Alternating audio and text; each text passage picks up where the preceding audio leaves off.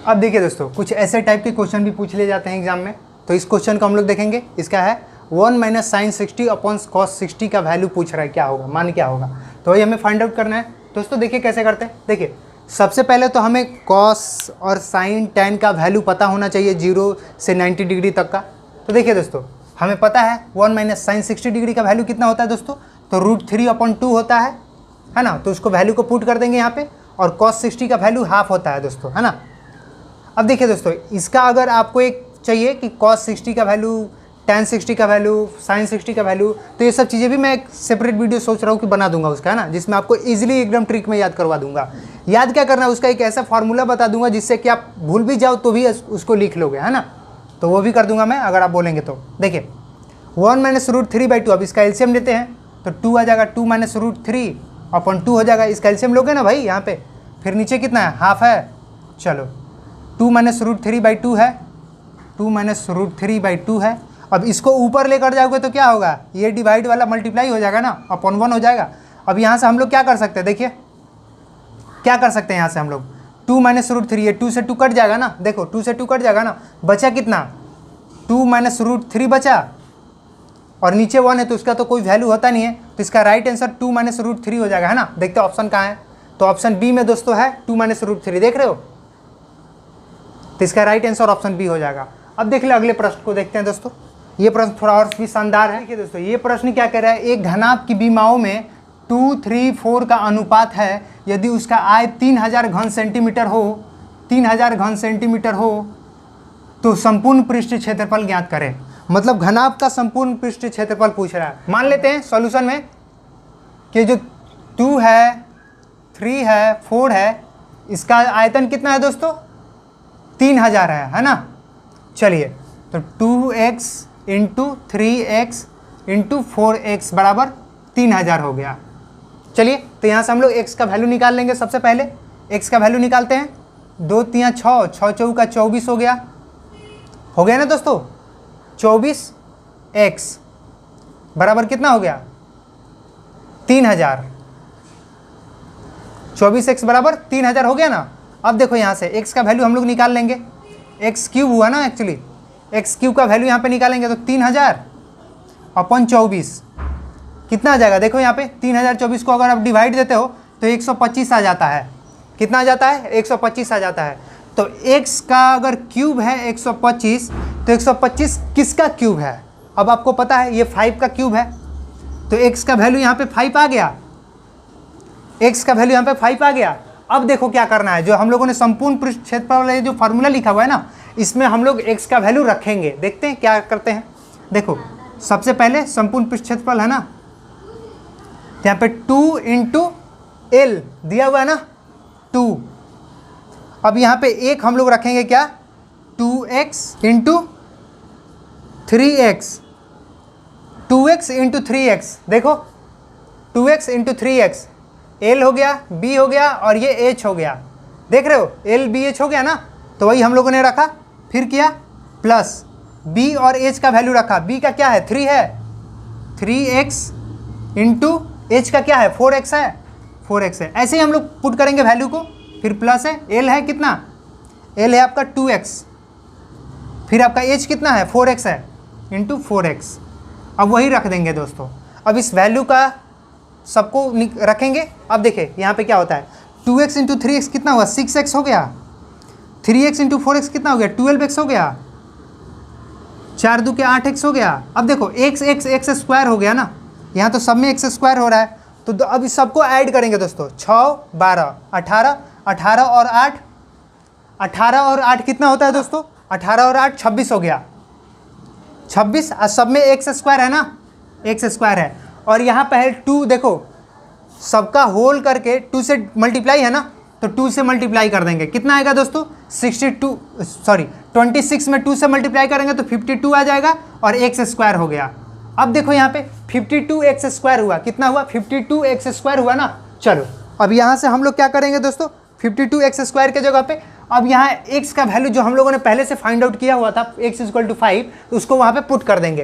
तो 52x square, तो यहाँ पे x स्क्वायर के जगह पे 5 रख देंगे, 5 का स्क्वायर 52 ऑलरेडी है ना, तो 52 इंटू 5 का स्क्वायर कितना होता है दोस्तों? 25 होता है ना।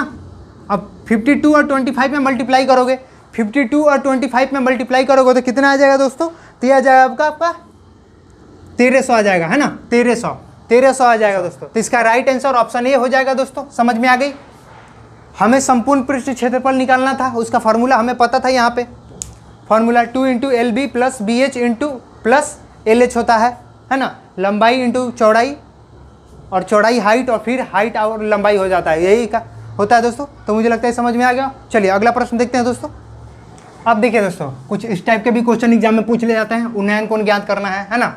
ऊंचाई और उसके बाद दे दिया गया है बेस, और उसका आपको पूछ रहा है उन्नयन कोण। देखते हैं दोस्तों कैसे बनता है। सबसे पहले ऐसे क्वेश्चन को हम लोग को फिगर पे ड्रॉ करना चाहिए। देखिए 50 मीटर ऊंचा है मीनार, तो सबसे पहले 50 मीटर एक ऊंचाई मीनार हो गया 50 मीटर का।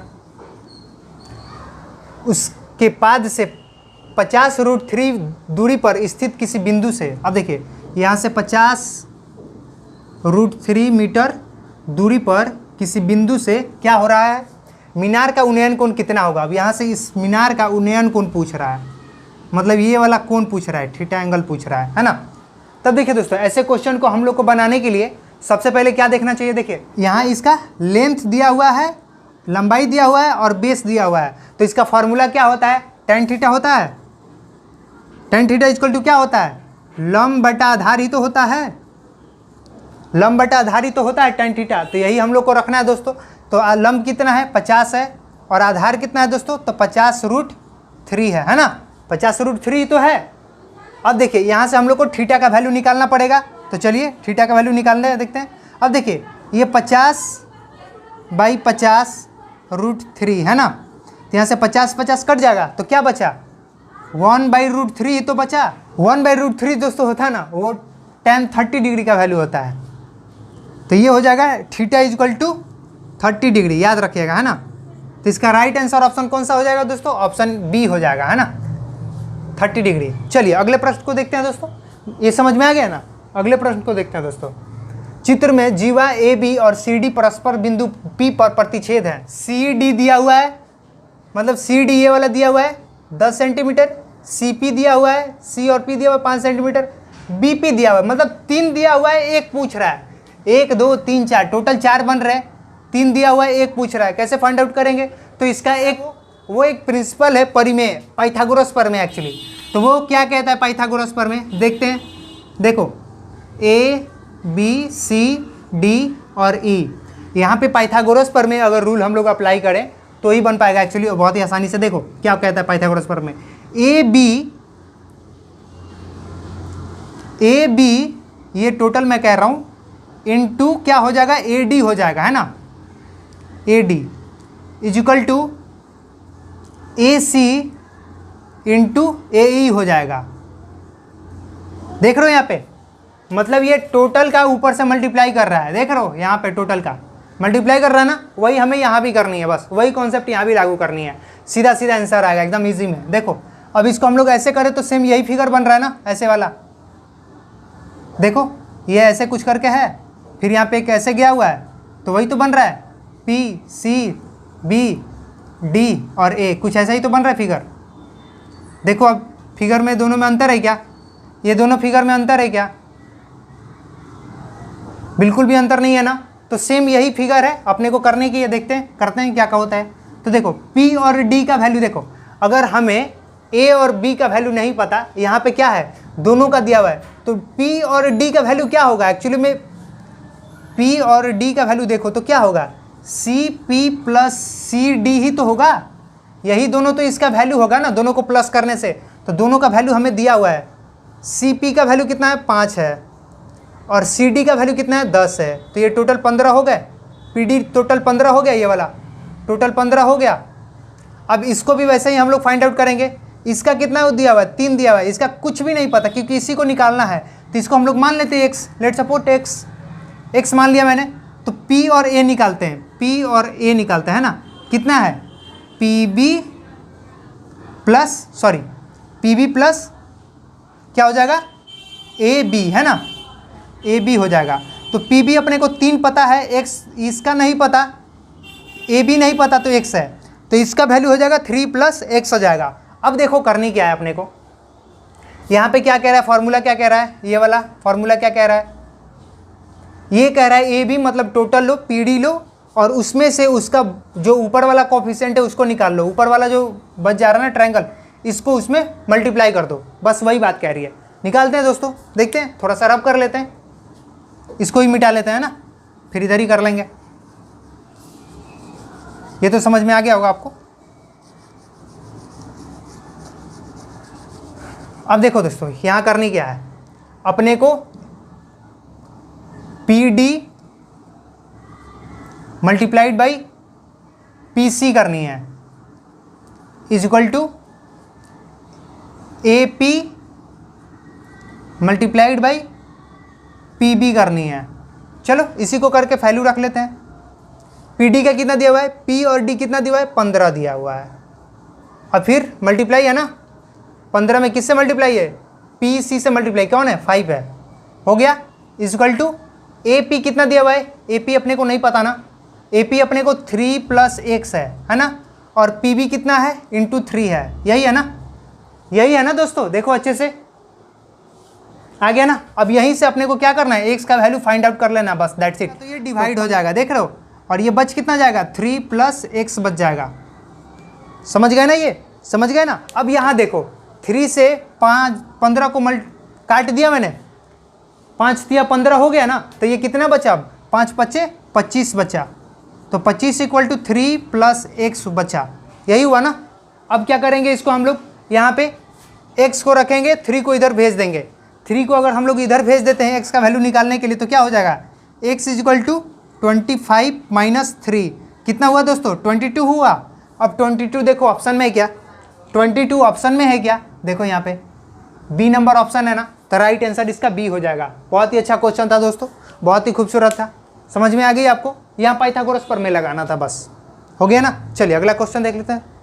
अब देखिए दोस्तों, ऐसे कुछ फार्मूला बेस्ड भी क्वेश्चन पूछ ले जाते हैं एग्जाम में, है ना, तो 2-3 ऐसे भी क्वेश्चन रहते हैं, तो हमें ध्यान देना है कुछ फार्मूले को भी, जो बेसिक्स होते हैं, है ना, 10th लेवल तक के ही होते हैं। देखो यहाँ पे क्वेश्चन है, यदि a + b = 7 तथा ए बी = 12, तो a² + b² का मान क्या होगा। देखो दोस्तों, यहाँ कहीं ना कहीं ये सीधा फार्मूला ही तो है, a² + b², a² + b² का फार्मूला का हमें पता है क्या होता है दोस्तों, तो a + b का होल स्क्वायर - 2ab ही तो होता है, पता है ना, a + b का होल स्क्वायर - 2ab तो होता है ना, तो यही फार्मूले पे हमें इसको पुट कर देना है ना। तो चलिए दोस्तों पुट करके देख लेते हैं आंसर क्या आता है। देखिए a + b का होल स्क्वायर पूछ रहा है, मतलब a + b का होल स्क्वायर यानी कि 7 का, a + b का वैल्यू हमें पता है 7 यहाँ पे क्वेश्चन में दिया हुआ है, तो 7 का होल स्क्वायर और माइनस में 2 इंटू ए बी भी देखो दिया हुआ है, ए बी भी दिया हुआ है 12 है, तो 12 बस रखा, 12 दूना 24 और 7 7 49, माइनस करोगे कितना आएगा, जो आएगा वही आंसर हो जाएगा। देखो 9 में से 4 माइनस करोगे तो कितना आएगा, 5 आएगा, कहीं भी यूनिट डिजिट देखो 5 है, यहाँ है, तो इसका राइट आंसर बी हो जाएगा। बस पूरा करने की जरूरत ही नहीं है, टाइम ज़्यादा क्यों खोटी करना यार। चलो अगले प्रश्न पे चलते हैं, थोड़ा स्मार्ट वाला भी हमें पास कैलकुलेशन होना चाहिए। चलो अगला प्रश्न क्या कहता है, देखो यदि x + 1/x = ½ है, तो 4x² + 4/x² का वैल्यू क्या होगा, मान क्या होगा। ऑप्शन हमारे पास कुछ दिए गए हैं, देखो इसको कैसे करते हैं। सबसे पहले इसको लिखेंगे हम लोग 4x² + 4/x²। अब देखो दोस्तों, अब इसमें से हम लोग दोनों में कॉमन 4 है, 4 को कॉमन ले सकते हैं क्या, 4 को हमने कॉमन ले लिया, ये बचा कितना, x² + 1/x², देख रहे हो है ना ये। अब यहाँ से हम लोग क्या करेंगे, यहाँ से हम लोग क्या करेंगे, इसको क्या करेंगे, यहाँ से सीधा सीधा अपने को देखो, अब नीचे एक क्या आ रहा है, अगर यहाँ पे हम लोगों ने 4 लिया हुआ है ना, तो यहाँ पे हमारे पास इधर को 2 करना पड़ेगा माइनस। देखो कैसे मैं बताता हूँ,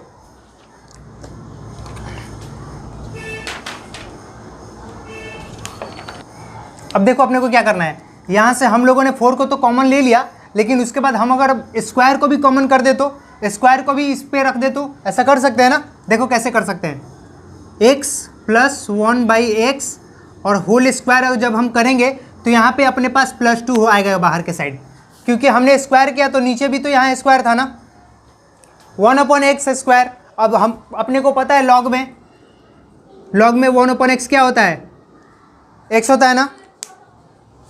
चलो मैं थोड़ा इसको रब कर दूं।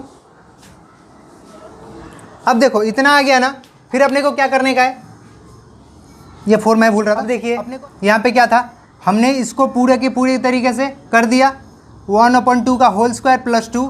अब इसको भी हम लोग थोड़ा सा डिफाइन कर लेते हैं। 1/2 का होल स्क्वायर क्या हो जाएगा, 1/4 हो जाएगा, प्लस में 2 है तो इसको हमें पहले सॉल्व करना पड़ेगा, है ना। इसको पहले सॉल्व करेंगे तो कितना आएगा दोस्तों, ये आ जाएगा 4 2 के 8 + 1 9/4 आ जाएगा, 9/4 आ जाएगा दोस्तों अंदर वाला भाग, है ना, और बाहर 4 है ऑलरेडी। अब इसको हम लोग देखते हैं, देखो इससे काट देंगे 4 से 4 तो बचा कितना 9, तो 9 इसका राइट आंसर हो जाएगा। देखते हैं ऑप्शन क्या है, ऑप्शन इसका देख रहे हो यहाँ पे ऑप्शन क्या है, ऑप्शन क्या है दोस्तों, तो ऑप्शन सी इसका राइट आंसर हो जाएगा दोस्तों, है ना। चलिए अब देखो एक्चुअली मैंने इसको 2 पता है क्यों लिखा था, हाँ, कि a² + b² 1/x का स्क्वायर करोगे तो क्या आएगा, 1 का स्क्वायर 1 होता है, x² हो गया तो 1/x² और +2, और ए बी में देखो x है a और b में क्या है 1/x है, तो x कट गया 1 ही बचा ना, तो 2:1 ही तो हुआ, तो 2:1 = क्या हुआ 2 ही तो हुआ, ये वही 2 मैंने लिखा हुआ था ना, याद रखिएगा दोस्तों। चलिए ये फार्मूला था, उस पर मैंने पुट करा था और इसको रखा था आंसर, है ना। चलिए अब देखिए दोस्तों, कुछ ऐसे टाइप के भी क्वेश्चन हमारे पास होते हैं, है ना, एग्जाम में। तो ऐसे टाइप के क्वेश्चन को हम लोग कैसे सॉल्व करेंगे उसके अप्रोच को देखते हैं। देखिए सबसे पहले अगर हम इस क्वेश्चन को देखें तो कुछ टीला की तरह दिया हुआ है, तो यहाँ पे थोड़ा सोचते समय में आदमी कंफ्यूज हो जाता है और छोड़ने की कोशिश करता है, लेकिन वैसा नहीं करना है, अपने को ट्रिक पता है, बस देखो कैसे करते हैं। यहाँ पे 17 दिया हुआ है ना, दोनों का रिजल्ट लगभग 17 है। अब देखो 42 37 उसका रिजल्ट 17 कैसे हो सकता है, तो एक तो हम लोग को इसको घटा कर देखेंगे या फिर डिजिट को प्लस करके देखेंगे, ये 2 तरीका होता है इसको करने का। क्योंकि देखो बड़ा डिजिट है, छोटा इसका रिजल्ट है, यहाँ भी बड़ा डिजिट है, रिजल्ट ऑप्शन में देखो उससे छोटा ही है, तो कुछ ऐसा करना पड़ेगा जिससे कि तिगड़म कि कुछ छोटा वाला आंसर आए। तो वैसे ही तिगड़म करने की कोशिश करते हैं। देखिए यहाँ पे 2 बड़ा लेटर है लेकिन एक छोटा सा डिजिट है, देख रहे हो 17 है, जबकि ये 42 और 37 है, फिर भी इसको कैसे हम लोग करेंगे वही सीखना है। तो देखिए दोस्तों यहाँ पे कॉन्सेप्ट जो है ना ईजी है एकदम। देखो सबसे पहले क्या करना है कि फर्स्ट एक का यूनिट डिजिट और एक का 10 डिजिट क्या करना है, मल्टीप्लाई करना है। 3 2 का कितना हो रहा है 6 हो रहा है, 3 में 2 से मल्टीप्लाई करोगे तो 6 हो जाएगा। अब देखो ये जो इसका 10 डिजिट वाला है ना, इसका 4 है और इसका यूनिट डिजिट 7 है, तो इस दोनों से क्या करना है प्लस कर देना है।